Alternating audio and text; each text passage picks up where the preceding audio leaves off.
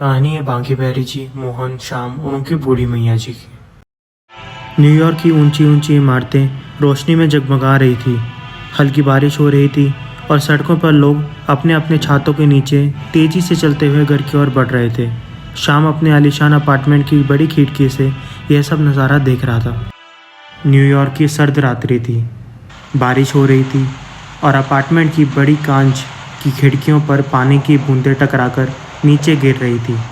कमरे में हल्की मध्यम रोशनी थी और टीवी पर कोई बॉलीवुड फिल्म चल रही थी, लेकिन शाम का ध्यान कहीं और ही था। वह अपने आलीशान बिस्तर पर लेटा हुआ था, लेकिन नींद उससे कोसों दूर थी। उसके मन में एक अजीब सी हलचल थी, एक बेचैनी जिसे वह खुद भी समझ नहीं पा रहा था। उसने अपनी आंखें बंद करने की कोशिश की, लेकिन अतीत के कुछ भूले बिस्तरे चेहरे उसके सामने आ रहे थे। एक बूढ़ी माँ, एक भाई और एक वह पुराना सा घर जिसकी दीवार में शायद टूटने लगी है। तभी उसकी पत्नी एमी कमरे में आई। उसके हाथ में एक गर्म चाय थी। उसने कप शाम की ओर बढ़ाते हुए मुस्कुराकर कहा, तुम बहुत थके लग रहे हो। क्या बात है? शाम ने चाय का कप लिया और बिना उसकी ओर देख के कहा, कुछ नहीं, बस वैसे ही। एमी ने बिस्तर पर बैठे उसके चेहरे को गौर से देखा। वे जानती थी कि शाम जब भी परेशान होता है तो ज़्यादा बोलता नहीं है। उसने धीरे से पूछा, शाम, तुम्हारे परिवार के बारे में मैंने कभी नहीं सुना। क्या भारत में तुम्हारा कोई परिवार है? यह सुनकर शाम के हाथ कांप गए। कुछ पल के लिए कमरे में अजीब सी खामोशी छा गई।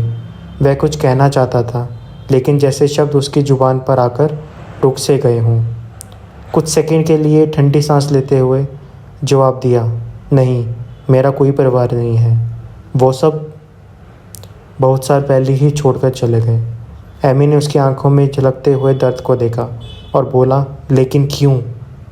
तुम्हारे चेहरे पर कुछ और ही कहानी लिखी हुई है। शाम ने उसकी बात को अनसुना करते हुए चाय का घूंट भरा और धीरे से कहा, एमी, ये सब पुरानी बातें हैं। हमें अब आगे की ज़िंदगी पर ध्यान देना चाहिए। उसी समय हज़ारों मीलों दूर वृंदावन की एक तंग गली में एक छोटा सा घर था। बाहर बारिश हो रही थी और अंदर एक पुरानी लकड़ी की मेज पर जलता हुआ दिया टिमटिमा रहा था। घर की दीवारों से प्लास्टर झड़क चुका था और छत में जगह जगह से पानी टपक रहा था। एक बूढ़ी माँ साड़ी में लिपटी थकी हुई आंखों से भगवान कृष्ण की मूर्ति के सामने बैठी थी। उसकी आंखें में नमी थी, लेकिन वह रोज़ की तरह आज भी अपने बेटे शाम की राह देख रही थी। जी हाँ, अपने बेटे शाम की राह। पास ही में एक दुबला पतला नौजवान बैठा था, मोहन, शाम का छोटा भाई। उसने माँ की ओर देखा और धीरे से कहा, माँ, आज भी भैया का कोई फ़ोन नहीं आया। कितने साल हो गए, अब तो उम्मीद छोड़ दो। माँ ने धीरे से जवाब दिया, बेटा, जब तक सांस है तब तक आस है। वो हमें भूल सकता है, लेकिन मैं उसे नहीं भूल सकती। मोहन चुप हो गया।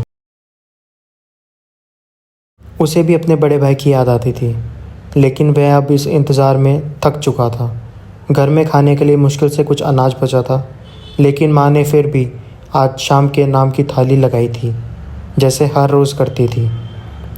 शाम ने रात में कई बार करवटें बदली, लेकिन उसे नींद नहीं आ रही थी कि मानो कोई उसे याद कर रहा हो। वह उठकर बालकनी में चला गया। बारिश अब थम चुकी थी, लेकिन सड़कें अभी भी गीली थी। इतने में ही उसके फ़ोन की घंटी बजी। उसने अपने फ़ोन को उठाया और कांपते हाथों से कॉल लॉग को देखा। कुछ घंटे पहले भारत से एक मिस कॉल आया था। नंबर अनजान था, लेकिन उसका दिल कह रहा था ये उसके घर से जुड़ा हुआ है। वृंदावन में तेज़ बारिश हो रही थी। काले बादलों में घिरी आकाश गंगा से लगातार वर्षा की धाराएं बह रही थी। मोहन, जो अपने खेतों से लौट रहा था, पूरी तरह भीग चुका था। उसके कंधे पर हल्का गीला अंगोछा पड़ा था और पाँव कीचड़ में घसते जा रहे थे। जैसे ही वह गांव की ओर बढ़ा, रास्ते में एक वट वृक्ष के नीचे उसे एक साधु बाबा बैठे हुए दिखाई दिए। उनके गौराए वस्त्र पूरी तरह भीग चुके थे और ठंड से कांप रहे थे। मोहन का हृदय द्रवित हो गया। उसने अपने कंधे से छाता उतारा और साधु बाबा की ओर बढ़ाया। साधु बाबा ने उसकी सरलता और करुणा को देखकर एक मंद मुस्कान भरी। बेटा, तुमने जो आज किया है वह साधारण नहीं है। तुम्हारे जीवन में शीघ्र ही बहुत बड़ा परिवर्तन आने वाला है। तुम्हारी पूरी दुनिया बदलने वाली है। यह बारिश सिर्फ आकाश से नहीं हो रही, बल्कि यह तुम्हारे भाग्य के लिए एक नया अध्याय की शुरुआत है। मोहन चौंक गया। उसने कभी सोचा नहीं था कि साधारण सा उपकार उसके जीवन में इतना बड़ा प्रभाव डाल सकता है। लेकिन वह साधु बाबा की बातों का अर्थ नहीं समझ पाया। क्या सच में कुछ बदलने वाला है? मोहन के मन में साधु बाबा की बातें गूंज रही थी। तुम्हारे जीवन में बहुत बड़ा परिवर्तन आने वाला है। तुम्हारे जीवन में बहुत बड़ा परिवर्तन आने वाला है। मैं समझ नहीं पा रहा था कि आखिर उनका इशारा किस ओर था। नहीं दोस्तों, अध्याय 1 समाप्त हो गया है। हमारे चैनल को सब्सक्राइब करें और वीडियो को लाइक और शेयर करना ना भूलें। हम जल्दी वापस आएंगे अध्याय 2 के साथ और जानेंगे कि मोहन की ज़िंदगी में क्या आने वाला है, उसका भाग्य कैसे बदलने वाला है। राधे राधे।